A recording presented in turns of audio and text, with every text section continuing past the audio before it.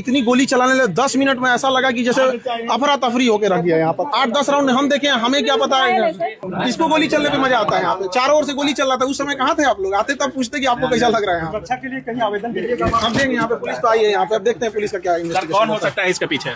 बगल की कोचिंग वाला है, सबको पता है कौन हो सकता है यहाँ पे। हाँ, पटना वाले खान सर पर कोचिंग के ऊपर गोलीबारी की घटना झूठी निकली है। किसी तरह की कोई फायरिंग हुई ही नहीं है, बल्कि ये सिर्फ एक तरीके से सरासर झूठ है। अब खान सर भी अपने बयान से पलट चुके हैं। पुलिस ने गोलीबारी की घटना से साफ इंकार किया है कि किसी तरह की कोई यहाँ पर फायरिंग नहीं हुई है, जबकि आप बयान में देख सकते हैं कि खान सर खुद कह रहे हैं कि मैंने आंखों से देखी है कि 10 से 15 राउंड यहाँ पर गोलियां ताबड़तोड़ चली है। इतनी गोली चलाने लगे 10 मिनट में ऐसा लगा कि जैसे अफरा तफरी होके रख दिया यहाँ पर। 8-10 राउंड हम देखे, हमें क्या पता है। और लेकिन पुलिस ने साफ इंकार कर दिया, जब फायरिंग नहीं हुई है, जो सुबह से इस तरह का माहौल बना हुआ, तो क्या खान सर अफवाह फैला रहे हैं?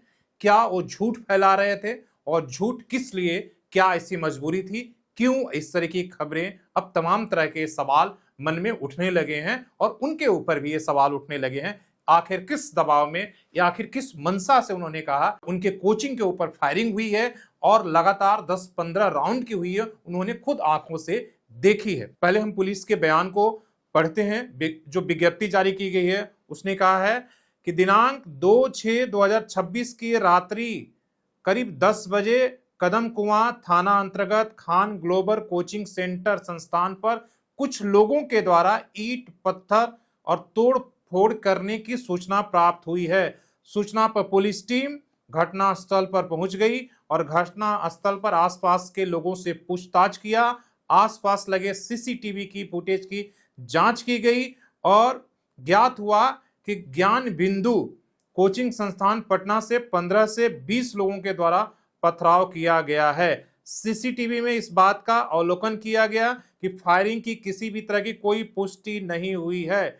घटना में संलिप्त सभी अभियुक्तों को गिरफ्तार कर लिया गया है। पटना में 2 प्रसिद्ध कोचिंग संस्थानों के बीच में अब कहा जा रहा है कि आपसी लड़ाई के कारण ये विवाद हुआ है और खान सर अपने कोचिंग पर हुए हमले को लेकर किए गए गोलीबारी बयान से भी पूरी तरीके से वो बदल गए हैं। कहा जा रहा है कि 2 आपसी आपस में, एक तरफ खान ग्लोबल स्टडी सेंटर था, दूसरी तरफ जो है ज्ञान बिंदु, इन दोनों की आपसी लड़ाई का नतीजा है। पुलिस ने इस जांच पर पहुंची है। खान सर भी अपने जो बयान था जिसमें कहते कि वहां पर फायरिंग हुई थी, उनके कोचिंग के ऊपर कुछ लोगों के द्वारा हमला किया गया था, 10 से 15 राउंड वहां गोलियां चली थी। अब कह रहे हैं कि देखिए इस तरह का बयान हमने एक तरीके से हड़बड़ी में दे दिया, हमें कुछ समझ में नहीं आ रहा था, हमने इस तरह की बात कह दिया। लेकिन अब वो फायरिंग के बयान से जो 8-10 राउंड गोलियां चलाते देखे गई, उससे अब वो पलट गए हैं। और पुलिस के जांच में ये बात मिली है कि जो सामने वाले कोचिंग सेंटर है, जिसको कहा जा रहा है कि रोशन आनंद करके चलाते हैं, वो भी खान सर के ही स्टाइल में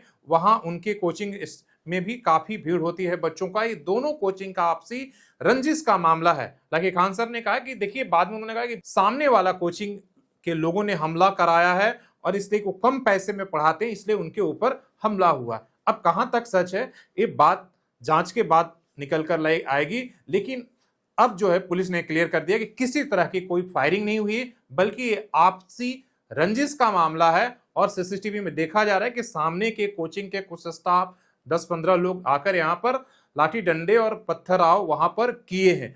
लेकिन इस घटना भी अगर किसी दूसरे कोचिंग में पथराव करना एक तरीके से संगीन अपराध है।